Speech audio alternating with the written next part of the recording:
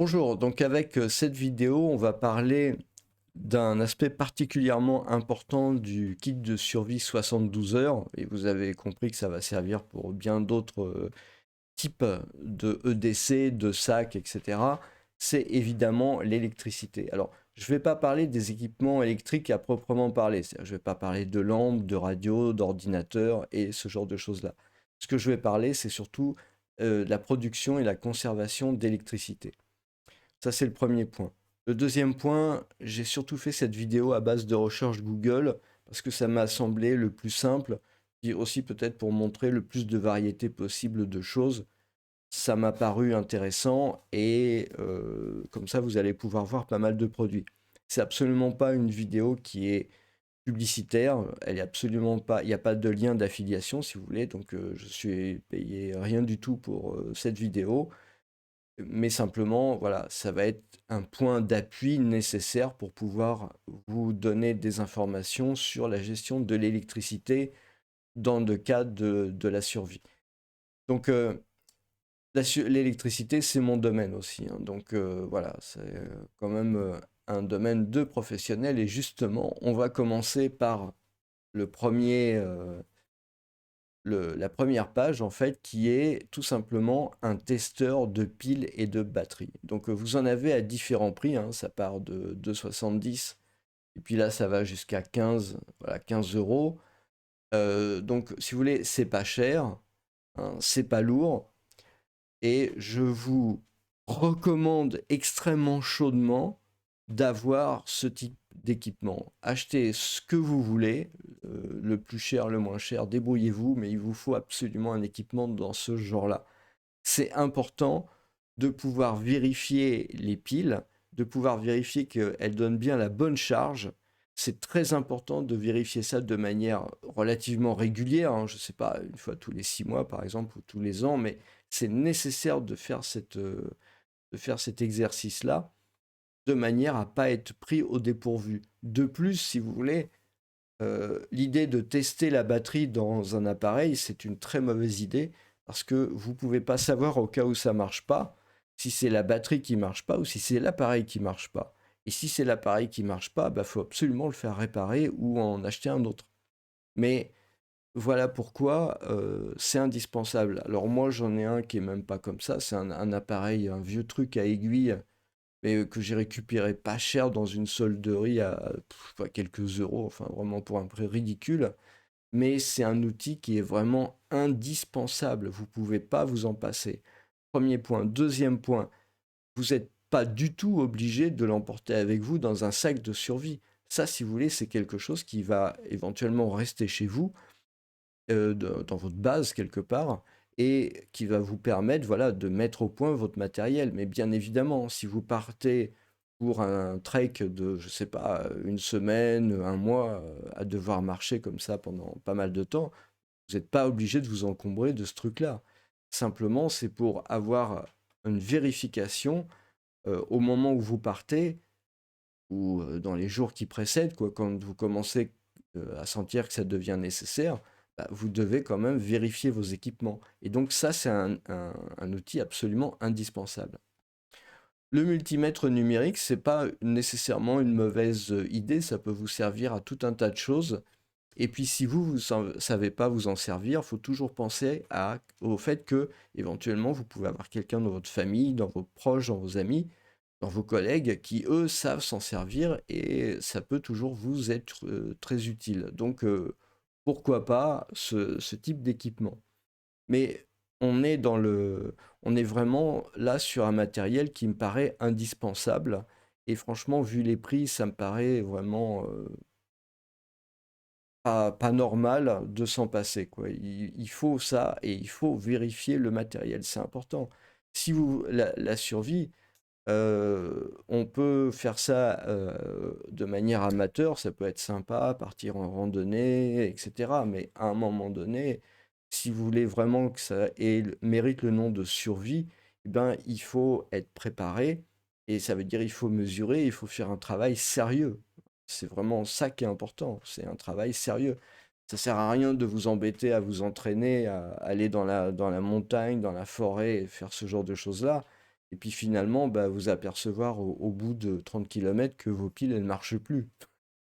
C'est un peu dommage, quoi.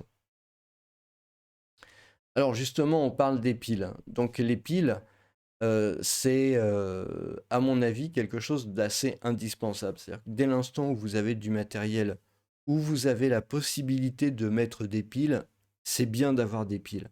Pourquoi? Eh bien, tout simplement, alors un jeu de piles, hein, ça sert à rien non plus d'en amener 3 kilos, mais un jeu de piles parce que vous n'êtes pas toujours en situation d'avoir le temps ou même d'avoir pensé avant à recharger votre équipement électrique, hein. Donc, vous avez par exemple les Petzl. Les Petzl, vous pouvez mettre soit des batteries, soit des piles dedans, hein. Des piles, alors je ne me rappelle plus le format, je crois que c'est des 3A, il me semble. Enfin, c'est les toutes petites longues. Ça doit être celle-là, je pense, mais je ne suis pas sûr, hein, vérifier. Et donc, si vous voulez, c'est vraiment absolument indispensable d'avoir au moins un jeu de piles comme ça. Bah, si vous en avez besoin, votre batterie de Petzl elle n'est pas chargée ou elle se décharge rapidement. Vous mettez rapidement vos trois batteries à l'intérieur et c'est reparti. Et c'est pareil pour les autres équipements. Et puis éventuellement, bah, vous passez dans un village ou dans une petite ville et puis bah, vous achetez des batteries. Vous reprenez le jeu de piles que vous venez d'utiliser.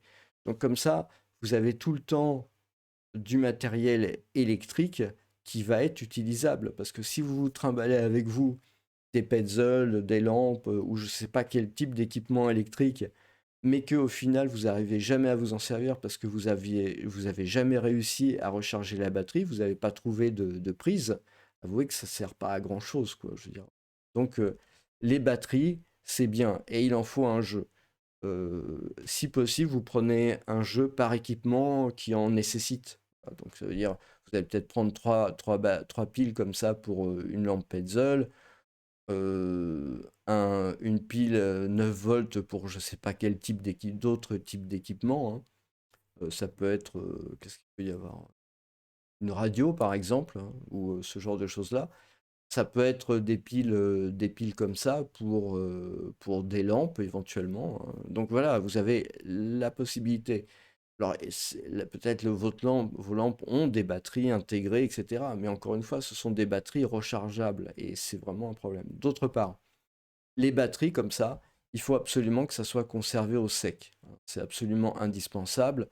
De plus, comme on l'a vu précédemment, vous devez pouvoir les tester. Donc ça veut dire il faut à un moment donné les sortir du paquet et les mettre dans un... Par exemple, vous mettez ça dans un Ziploc, hein, un dry bag, un Ziploc, et bah, vous faites en sorte de maintenir ça tout le temps au sec. Donc, voilà, c'est pas bien compliqué.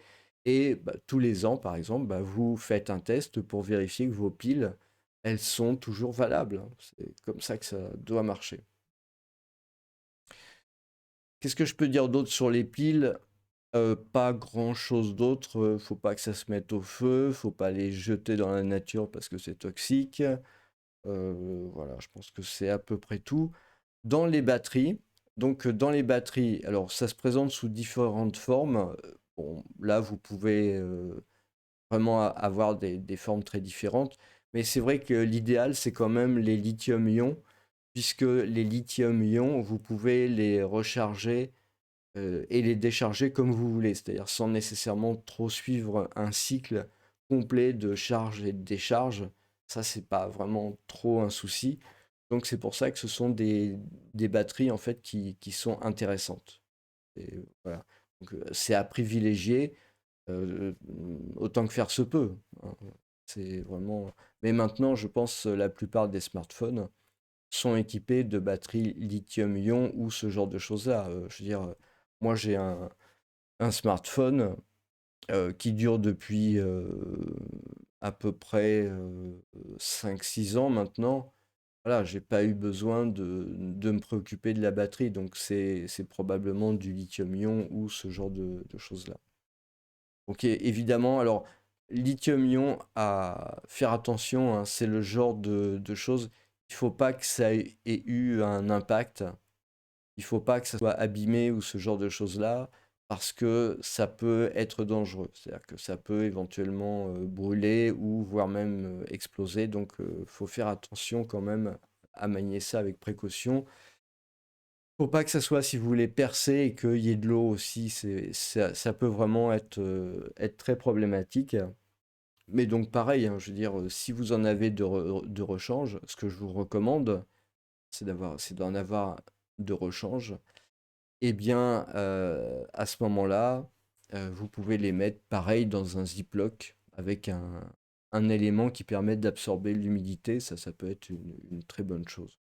Bon, sinon, généralement, c'est des équipements qu'il faut laisser charger, hein.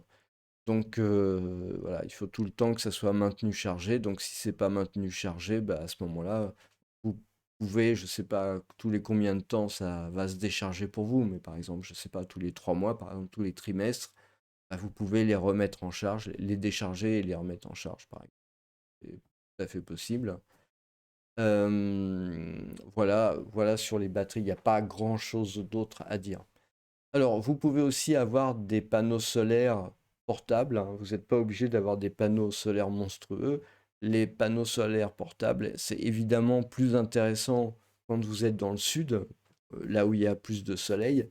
Dans le nord, c'est pas vraiment très intéressant. En fait, je vais vous montrer une autre solution qui, à mon avis, peut être intéressante dans le nord, justement. Mais ça va être plutôt intéressant dans le sud. Et c'est des choses que vous pouvez transporter avec vous.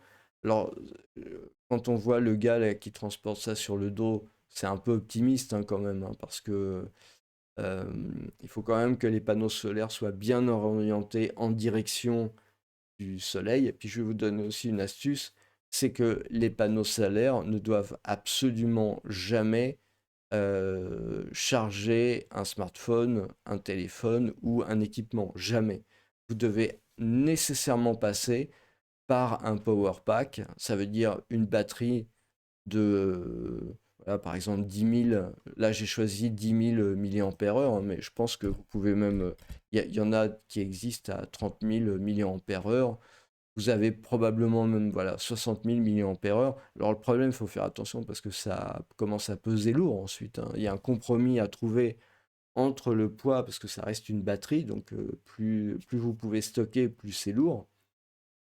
Bon, il y a un compromis à faire entre le poids du power pack et, euh, et les équipements que vous voulez charger. Un power pack de 10 000, moi ça me paraît sympa. 30 000, c'est très très bien. Euh, mais donc ça veut dire que vous devez avoir votre panneau solaire qui va charger le power pack. Puis après, avec le power pack, vous allez pouvoir charger votre smartphone par exemple. Mais mettez pas votre smartphone sur sur le panneau solaire en direct, c'est pas une bonne idée. C'est pas une bonne idée parce que vous avez une variation de la lumière du soleil, hein. Je vous apprends rien, vous allez avoir des nuages, etc. Et donc c'est pas une bonne chose que de pas avoir une tension constante pour le chargement du smartphone. Il vaut mieux avoir quelque chose de constant et pour ça, bah, il vaut mieux passer par un power pack. Et donc voilà, l'avantage du power pack aussi, c'est que ça vous fait quand même une recharge d'électricité bien identifiée et ça vous permet de pouvoir, à partir de ça, bah, charger différents équipements électriques. Donc pour moi, ça, le power pack, c'est un équipement indispensable. Pour moi, hein, en mode survie, je pense que 10, 10 000 milliampères-heure, je veux dire 10 ampères-heure en fait, ça me paraît un bon compromis en termes de poids, parce que ça pèse quand même déjà lourd, hein, quelques bonnes centaines de grammes, euh, plusieurs centaines de grammes, hein. Et donc, voilà, c'est vraiment le genre de choses qui est indispensable. Évidemment, n'oubliez pas avec les câbles. Je veux dire, il faut des câbles pour aller vers le panneau solaire, il faut des câbles pour aller vers le smartphone, il faut des câbles pour, par exemple, relier à votre lampe Petzl ou pour un autre équipement électronique, vous avez besoin de câbles Donc généralement, vous avez prise USB, USB-C, etc. Il faut penser à ces câbles-là. Mettez-les dans un petit sac, hein, et vous mettez tout ça ensemble. C'est-à-dire, vous mettez le power pack, les câbles. Alors les câbles, vous les mettez dans un petit sac séparé. Le power pack, vous mettez un élastique autour, vous voyez, faites un truc bien et vous rajoutez peut-être un sac en plastique dessus. Tout ça à base de Ziploc, ça pèse rien, mais ça isole bien et donc c'est vraiment une bonne chose et ça permet de bien trier dans le package. Alors, je vais vous montrer une solution que j'avais utilisée et qui est très sympathique et très utile, et justement qui peut être utilisée dans le nord à un endroit où vous n'avez pas nécessairement du soleil. Et ben, c'est tout simplement cet équipement. Alors, cet équipement, il est un peu particulier. Je vais faire marcher la vidéo en fait. Euh, Donc voilà, c'est quelqu'un qui parle de cet équipement. On va aller directement sur l'utilisation. Voilà. Voilà. Vous voyez le montage en direct, hein. Là, il est en train de monter l'appareil. Voilà. On a les trois pattes. Les trois pattes sont assez fragiles. Il faut faire attention, hein. Les pattes ici, elles sont, je trouve, fragiles. J'ai trouvé que c'est très dommage pour un équipement comme ça qui est utilisé pour baroudeur. Donc à l'intérieur, vous avez une batterie. Hein, vous avez une batterie. Donc ce que vous faites, c'est que vous mettez dans l'équipement, vous allez mettre du bois, vous allez faire prendre feu, et voyez l'espèce de truc là en métal, bah, tout simplement c'est du métal particulier qui à partir de la chaleur génère de l'électricité, et donc qui va venir charger la batterie. Donc vous avez un ventilateur intégré pour faire circuler l'air, hein. En fait ça marche un peu comme un espèce de feu Dakota si vous voulez, hein, sauf que voilà, il est comme ça. Et donc, bon, sauf que c'est pas un vrai feu Dakota, puisque là, vous voyez, il y a les flammes qui sortent, hein, du trou, hein, évidemment. Mais bon, vous avez donc le ventilateur qui permet de faire circuler l'air. Vous avez la batterie qui est chargée donc par le feu. Et vous pouvez connecter derrière, je ne sais pas s'il le fait, oui, non. Voilà, vous pouvez avoir une lampe comme ça, mais surtout vous pouvez charger bah, n'importe quel équipement, alors un power pack, etc. Et là-dessus, vous pouvez mettre, faire chauffer votre eau, faire chauffer à manger, etc. Donc vous voyez, c'est vraiment un truc très sympa. Alors, je fais pas de publicité, hein, franchement, je touche rien sur ce truc-là. Mais c'est vraiment un truc très sympa. Je vous dis, le seul problème, à mon avis, il faut trouver avant de partir une solution pour renforcer l'aspect de ces trois pattes là, du tripode, qui à mon avis est vraiment trop léger, hein. C'est pas assez solide, c'est pas sérieux cet endroit-là, vraiment, c'est vraiment dommage. Mais bon, voilà. Mais bon, voilà, c'est juste un petit bricolage. Après, je trouve que c'est vraiment quelque chose d'assez exceptionnel et d'assez intéressant, en fait. Alors, toujours parmi l'électricité, hein, vous avez la possibilité d'avoir une voiture.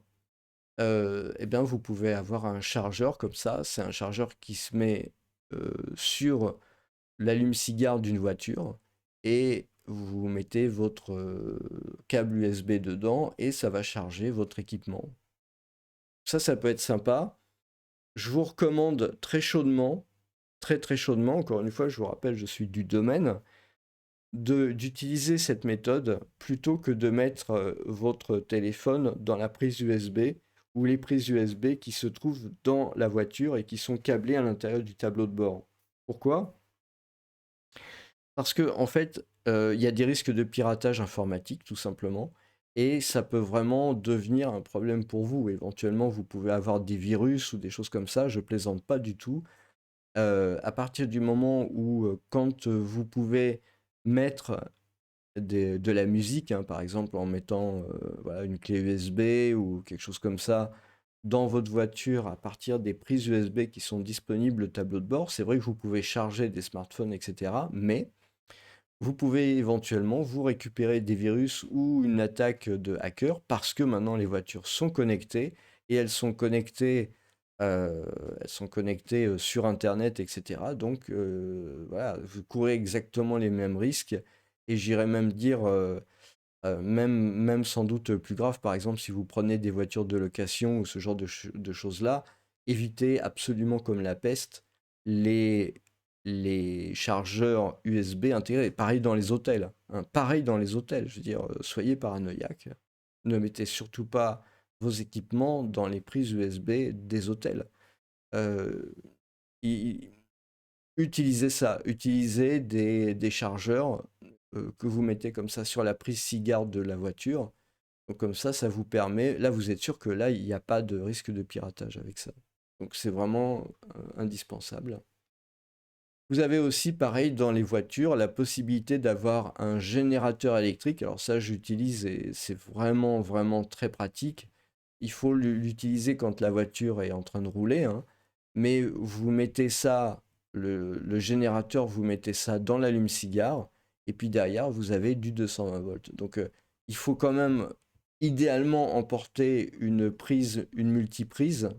Ah, vous allez me dire que ça fait un peu lourd, mais bon, voilà, c'est ensuite vous faites le choix en fonction de vos priorités personnelles, hein. Je veux dire, voilà, moi je vous explique un peu comment je peux faire, mais après c'est à vous de voir vos priorités. Donc il faut que, alors là je vous présente ça comme ça. Maintenant vous en avez sur les autoroutes, hein, vous avez sur les autoroutes en fait vous avez des, comment ça s'appelle? Les distributeurs d'essence, hein, dans lequel ils vendent ce genre de trucs-là. Donc ça peut être bien, hein, ça peut être bien de prendre ça. Alors, faut quand même avoir toujours un œil dessus. Je sais que des fois, il y en a qui se comportent de manière peut-être un peu bizarre, où il y a des bruits, etc. Ça chauffe, tout ça. Si vous voulez, il faut pas laisser ce genre d'équipement marcher sans surveillance. D'ailleurs, c'est valable pour tout ce qu'on a vu auparavant, hein. L'allume-cigare, chargeur USB par allume-cigare, voilà, je vais vous montrer, hein, ça, et parce que vous savez pas, il peut y avoir un défaut là-dedans, et bah, vous êtes quand même sur l'allume-cigare, donc ça peut poser un problème. Ça aussi, c'est le genre de truc, faut pas laisser tourner ça sans que vous soyez à côté, hein, ça peut être dangereux. Et ça aussi, il faut pas le laisser tourner dans la voiture sans votre présence pour que, au cas où il y a un problème, eh ben, vous puissiez intervenir pour éteindre, je sais pas, un début d'incendie, dû à un court-circuit ou quelque chose dans ce goût-là. Je veux dire, ça peut toujours arriver. Mais c'est ultra pratique. Pour charger un ordinateur, même pour charger son smartphone, ça peut faire partie des solutions en fonction de vos besoins. Voilà, j'ai pas dit que c'était indispensable.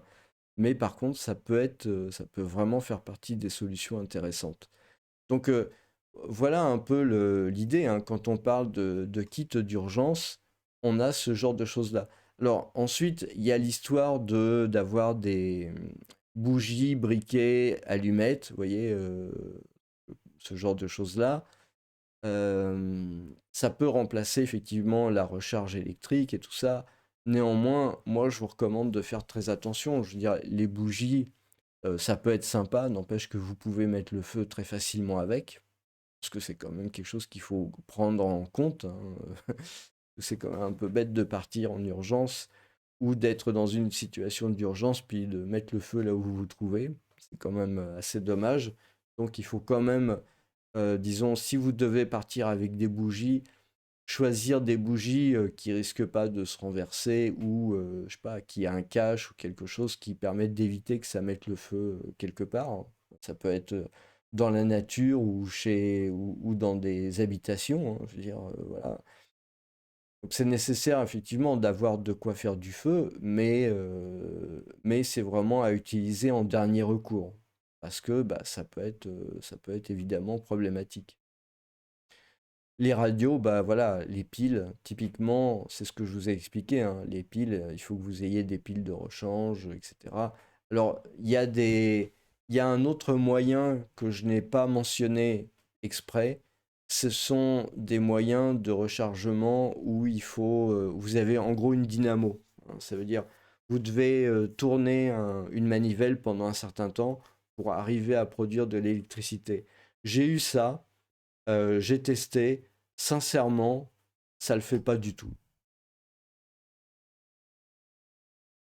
Donc voilà, je veux quand même vous montrer des exemples, hein. Vous avez ce genre de choses-là qui existent, qui sont des générateurs d'électricité à manivelle. Moi, j'avais quelque chose de relativement petit. C'était probablement moins qualitatif que que toutes ces choses-là. Peut-être ça ressemblait un peu à ce genre de choses, mais toujours est-il que c'était vraiment très très dur de produire un peu d'électricité. Et au final, j'ai trouvé que c'était pas très utile, que c'était même une perte de temps et d'énergie. Donc voilà, peut-être éventuellement vous pouvez faire vos tests, hein, avec du matériel que vous pouvez trouver dans des magasins ou je ne sais pas comment, mais absolument faites des tests avant de vous lancer dans l'achat de ce genre de truc-là. Et puis il faut pas oublier une chose non plus, hein, c'est que il doit y avoir un compromis entre le poids et puis l'utilité. Donc vous allez rajouter du poids. Alors là, je vois par exemple une batterie de secours, visiblement qui a l'air d'être avec un générateur à main, etc. Mais encore une fois, je veux dire, il faut vraiment tester ça, quoi. Vraiment. Alors peut-être pour des petites lampes comme ça peut être intéressant, mais je veux dire, pourquoi s'encombrer d'une lampe comme ça si vous avez une Petzl? Je vois pas trop l'intérêt. Euh, voilà, c'est vraiment le genre de truc que vous devez tester, hein. Je me rappelle plus laquelle c'est, mais vous devez vraiment tester pour vous assurer que bah, vous arrivez à générer suffisamment d'électricité, parce que si vous devez tourner comme ça pendant un quart d'heure, quand on le dit, ça va, mais quand on le fait, les minutes, elles passent lentement quand même, hein. Si vous avez autre chose à faire, si vous êtes en situation d'urgence, etc., c'est peut-être pas probablement pas la meilleure solution. C'est une solution compliquée. L'avantage de cette solution où vous faites chauffer quelque chose, c'est que vous n'avez pas besoin d'intervenir physiquement, de vous fatiguer. Voilà, ça fait autre chose, etc. Alors, je sais pas que je voulais les mettre en concurrence. Ah oui, pardon. Ça, c'est quand même pas léger non plus, hein. Donc ça, il faut faire attention, hein. Je vous ai présenté ça comme une solution intéressante. C'est une solution très intéressante à mon avis, mais ça a un poids. Ça a un poids, ne serait-ce qu'à cause de la batterie qui se trouve là. Et puis là, pour le coup, vous pouvez pas ne pas la prendre, cette batterie, puisqu'elle vient avec l'équipement. Et, et en plus, vous avez vu, ça fait une certaine taille. Donc voilà, c'est le genre de truc, je ne peux pas faire ces compromis à votre place. Vous devez choisir en fonction de tout votre équipement, qu'est-ce qui est vraiment important pour vous, qu'est-ce qui est vraiment vital pour votre survie, justement. Voilà, bah écoutez, je pense qu'on a fait. Alors, les chargeurs de téléphone portable, oui, évidemment. Maintenant, si vous passez souvent par un power pack, bon, c'est nécessaire d'emporter le chargeur. Donc, éventuellement, ce que je vous recommande, hein, c'est un chargeur à charge rapide, on va dire. C'est nécessairement, on va voir ça. Donc voilà, j'ai fait afficher ça à Google, hein. Voilà, vous avez des chargeurs à charge rapide, par exemple, voilà, ce genre de choses-là, hein. Et l'intérêt, bah, c'est que vous mettez beaucoup moins de temps à charger que un chargeur à charge lente, quoi. Et voilà, c'est vraiment tout l'intérêt du truc, parce que si vous devez vous arrêter quelque temps dans un... Alors essayez de prendre discret quand même, hein. Je sais pas, quelque chose de noir par exemple, de manière ou quelque chose de blanc, ça dépend, ça dépend. Faut étudier les choses parce que vous allez devoir à ce moment-là faire de la charge dans un restaurant, voilà, dans un café, de manière quelque chose un peu public. Donc voilà, il faut quand même que ça soit, bah, vous n'avez pas besoin de vous cacher, mais il faut quand même que ça soit relativement discret, que ça soit pas trop gênant pour tout le monde. Donc l'idée c'est voilà, vous prenez quelque chose de plutôt petit, pas des gros machins comme ça quoi. Voilà, des choses qui pas des gros trucs qui sont trop visibles, trop bizarres.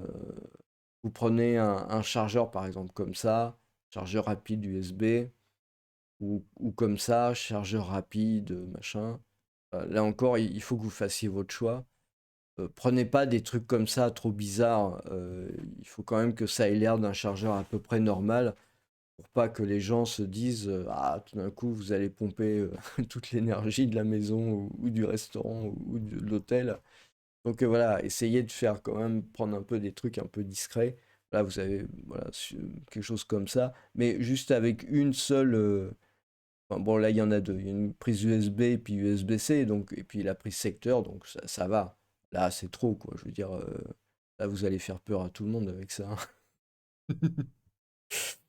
Donc voilà, donc ça peut être ça peut être aussi sympa quand vous avez un chargeur de besoin d'un chargeur de téléphone portable. En termes d'électricité, qu'est-ce que je peux vous dire d'autre? Bon, je pourrais vous donner tout un tas de recommandations, mais disons que en gros, voilà, pour la partie gestion de l'électricité, je pense que déjà, si vous prenez en compte tous ces éléments-là, vous êtes bon. Vous êtes bon, il y a pas de souci. Après, évidemment, il faut dimensionner ce que vous prenez en fonction du temps que vous pensez avoir à marcher ou à vous déplacer, hein. C'est sûr que vous n'allez pas emporter le même type de matériel si vous allez passer 3 jours dans un gymnase parce que bah, il y aura eu un problème d'infrastructure ou si vous comptez partir de manière pour une très longue durée et marcher pendant 3 mois, c'est sûr que vous n'allez pas prendre le même type d'équipement. Ça, c'est évident. Et dans tous les cas, c'est vrai que bah, il vaut mieux faire, essayer faire en sorte pour que ce soit le moins lourd possible et tester ça. Je veux dire, pareil, hein, ça se teste avant de partir. Si vous prenez ça, c'est très bien, mais testez ça avant de partir. Allume-cigare, les générateurs électriques, tout ça, il faut que vous sachiez vous en servir. C'est pas compliqué, mais il faut quand même savoir le faire. Voilà, de manière aussi le temps de charge. Combien ça vous prend le temps de charge? C'est bête, mais c'est quand même relativement indispensable. Faut que vous sachiez avant de plugger ça dans le restaurant ou dans le café, combien de temps vous allez embêter les gens avec votre chargeur. Voilà, bah écoutez, je pense que là ça a vraiment été très complet sur le sujet. Je vous remercie et je vous souhaite une très bonne journée.